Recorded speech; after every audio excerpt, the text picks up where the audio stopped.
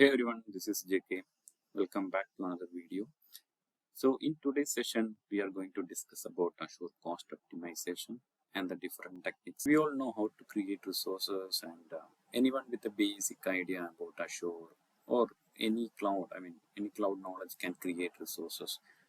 But the challenge is to control the cloud cost after these deployment or resource creations, which is the challenge actually. Because most of the engineers I notice they will just create the resources whenever they get a request, and they will just close the ticket and they are done with that. But a proper engineer or a proper cloud or a proper FinOps mindset person, he will keep on monitor the environment and the infrastructure, and he will always notice or observe where all we can optimize the cloud cost and where all we can save some cost on the Azure or maybe cloud cost. And as you know, many organizations actually moving workloads to Azure or any cloud, expecting more flexibility, scalability, and ease of management. But after a few months, they start seeing unexpected cloud bills, which will be a shock for them, and they actually end up criticizing the cloud partner service providers or someone who is managing their environment. But the reality is actually we as an engineer or we as a team should have some proper FinOps mindset, and they always need to look into the infrastructure. Then only they can see some unused resources or oversized virtual machines or any other oversized resources, PaaS services, idle disk, and there may be some services which is not required for 24/7, so they can just act accordingly for some cost optimization. So in this video we are going to discuss about Azure cost optimization, and also we will see what exactly I mean with this cost optimization, why it is important, and the different options and best practices available in Azure to reduce cloud spending without affecting performance or business requirement. Okay, so basically optimization in the sense, okay, let's go and reduce the size of everything. No, it is not like that. We also need to make sure it is not affecting the existing performance or any business requirement. Without that, we need to nicely reduce the resource size or the performance tier or cost optimization techniques. We need to apply in that fashion. That is the major point in that. Okay, we also look at tools like Azure Cost Management and Azure Advisor recommendations, and we have some options like reservation, savings plan, auto shutdown, scaling options, and with respect to storage, we have storage tier optimization, lifecycle management, etc., etc. There are basically a lot of features and options available with respect to different services. So as I mentioned, this is not a simple topic. This is a very wide topic, and we cannot cover everything in a single video. But I'm just sharing my experience, and I also applied a lot of techniques in my organization, which actually gave a lot of $1 million savings in my organization. So it is really effective with all these techniques. That's the reason I'm just thought of creating this video. So let's get started. Okay, so the first question always comes when we receive a bill or invoice at the end of a month is why the cost got increased, or why my Azure cost is always getting increased. So we need to find out, because Azure will not generate a high bill on its own. Okay, significant costs usually occur only when resources are actively running, heavily utilized, or not properly optimized. So the points mentioned here are the major culprits, or I can say major areas which you are getting the high bills or maybe the high contribution coming from. Okay, resources which is running 24/7 is always a big culprit, and we need to always focus on that. Okay, we need to always focus on that. So for example, there may be resources which is running 24/7 for the dev or test or whatever lower environments which is not required. So you need to plan for some automatic shutdown with respect to virtual machine. I could say automatic shutdown at a particular time, maybe 8 p.m.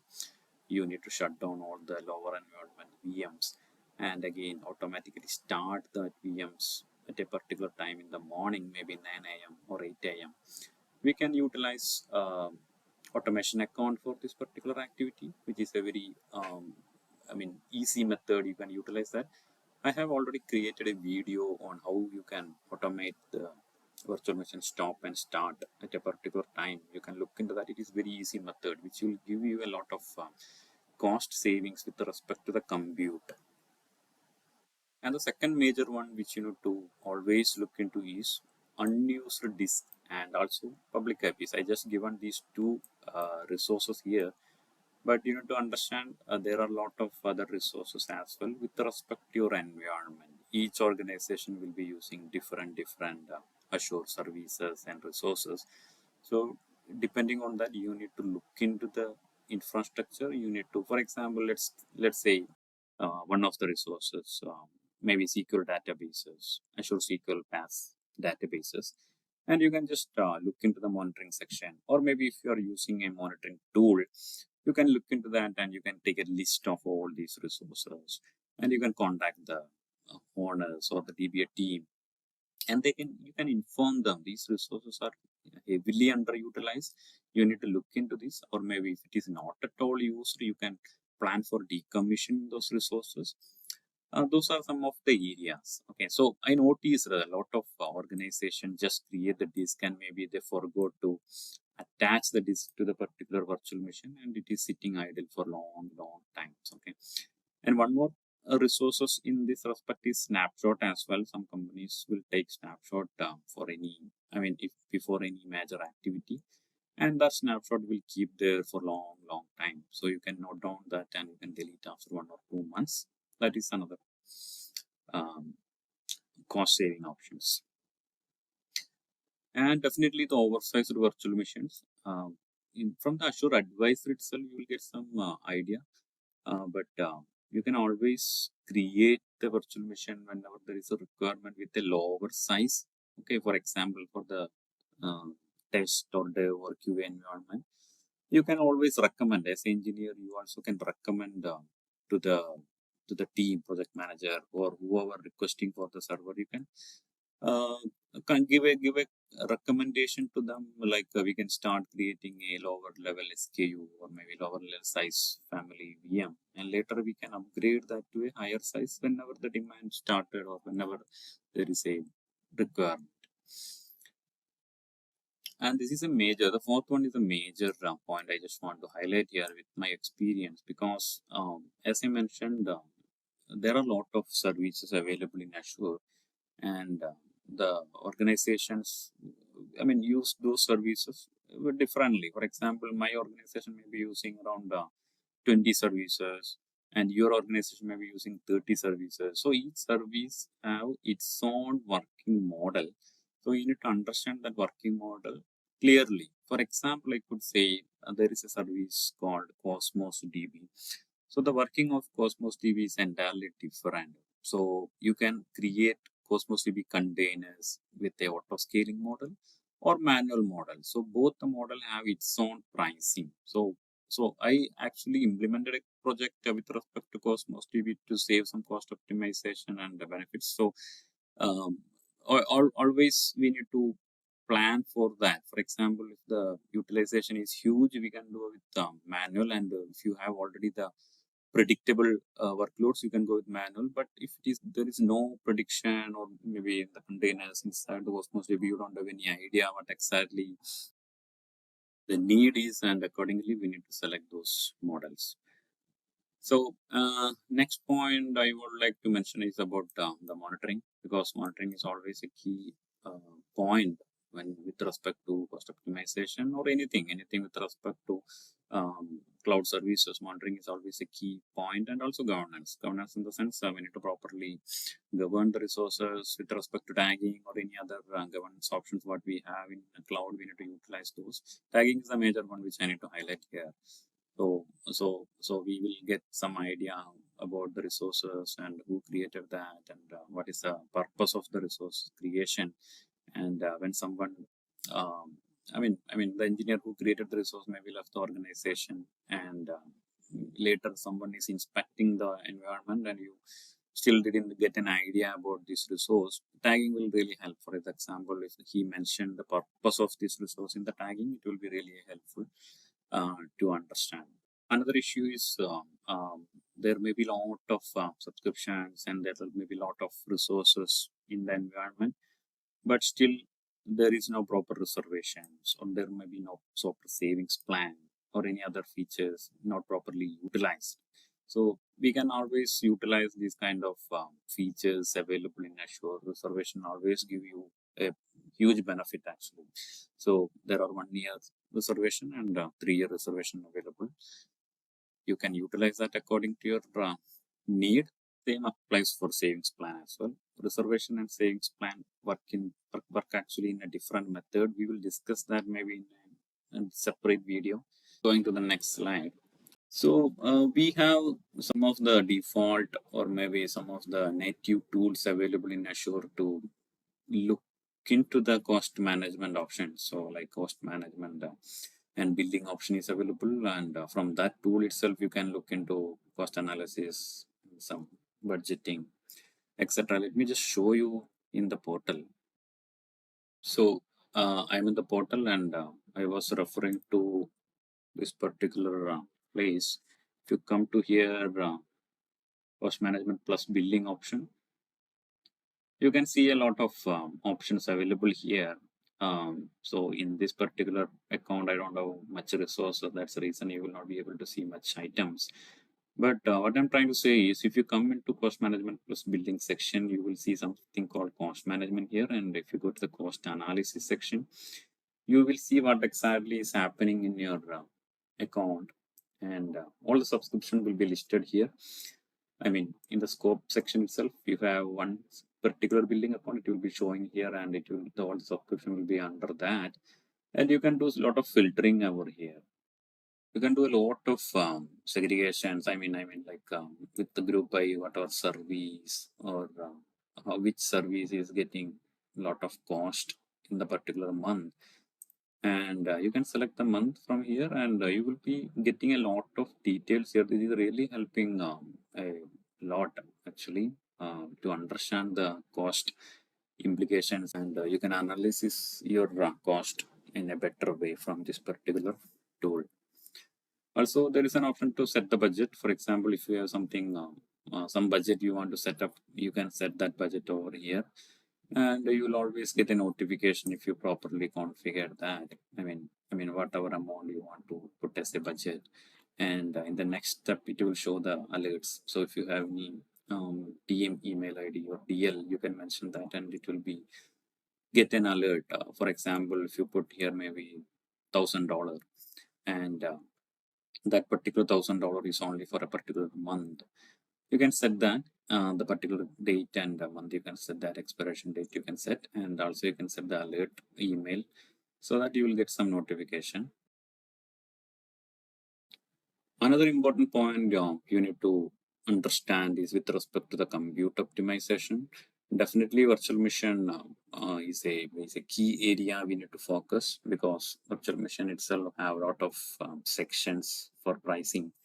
You will get a pricing section for compute section, and also you will get some section for disk. So always we need to focus on the VM right sizing. So if there is any compute or virtual machine which is over provisioned with a particular family, for example, maybe this memory optimized or compute optimized you created, and those VMs are not at all utilizing that much of compute when you look into the advisor recommendation, or maybe normally if you are not seeing any kind of utilization on those servers or VM, you can plan for some right sizing option, which is really effective, and you will get a lot of cost saving from there.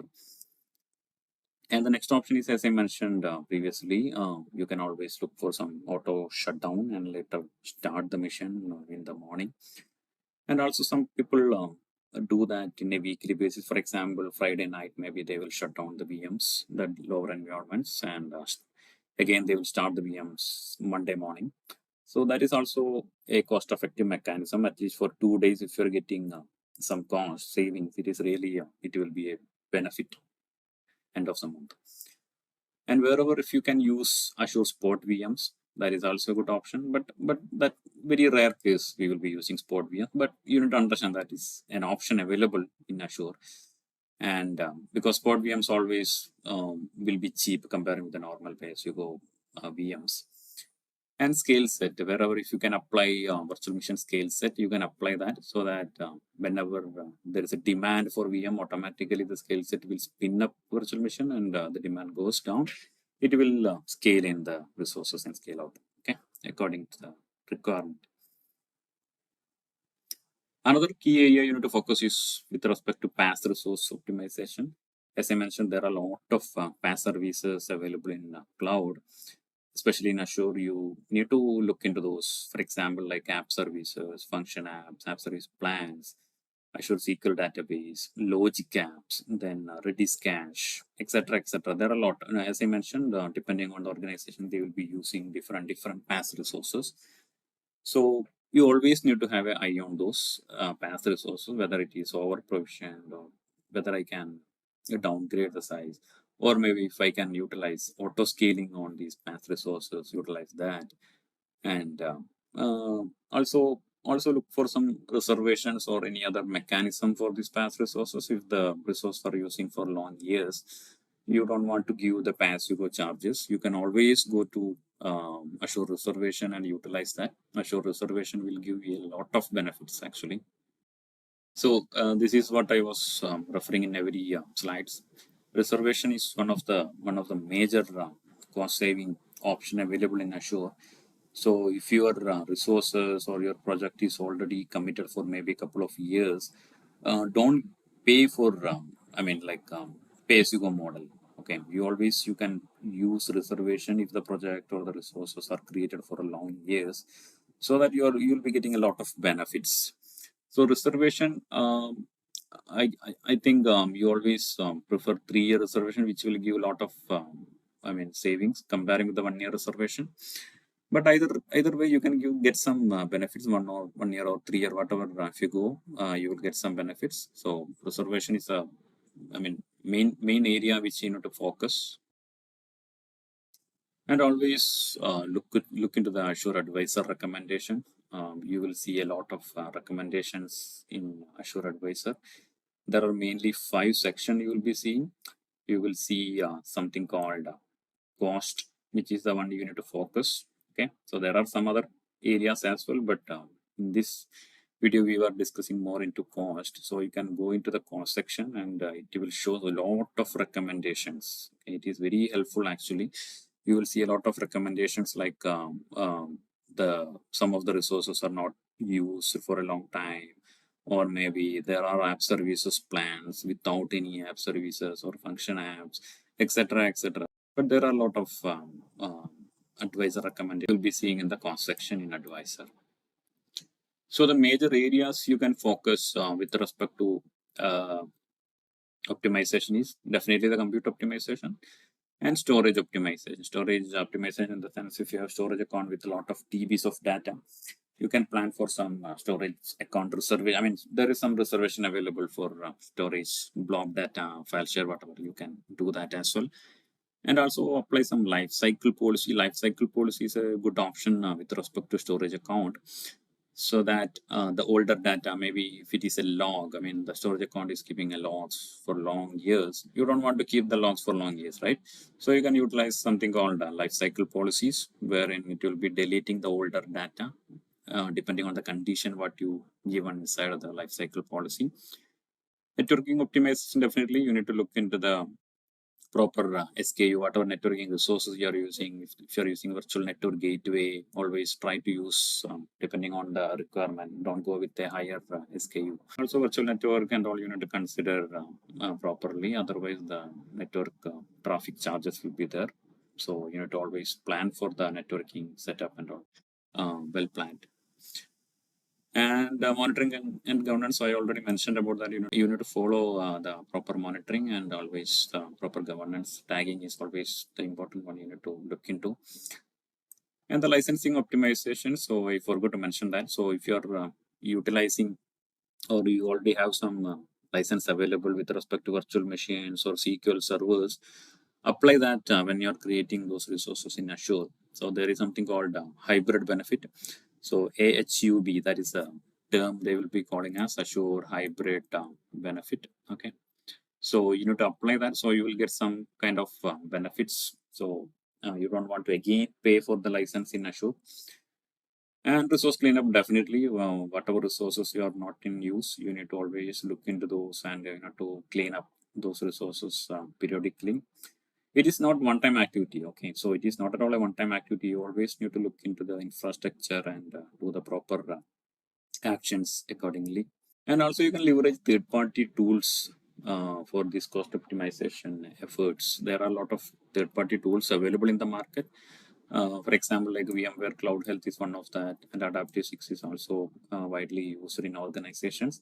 But you always need to understand there is some charge you need to pay for these tools. So if you can, if your organization or maybe if your infrastructure is very small or maybe a couple of very less subscriptions or very less resources, you can utilize Azure Advisor itself.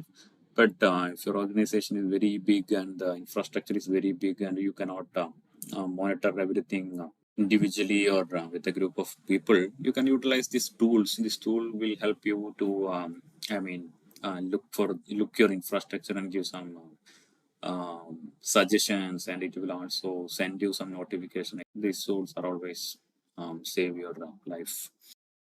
So this is one of the real world example I already mentioned. You can utilize Azure Automation account to create this particular run books and all for virtual machine start and stop. Okay, so I'm concluding this video, and you need to understand cost optimization is a continuous process. It is not at all a one-time process. You need to always have an eye on your infrastructure, and you know to monitor the resources regularly. You can use some monitoring tools, as I mentioned, or if you don't have any option to utilize the third-party tool, you can always use Azure Advisor. That will give you a lot of cost-saving options. Okay. And as you know, like small optimization can create a major saving. So you always maybe regularly you need to look into this and look for some cost optimization. Okay, we will be seeing some other cost optimization real-time scenarios in upcoming videos. Until then, take care. Bye bye.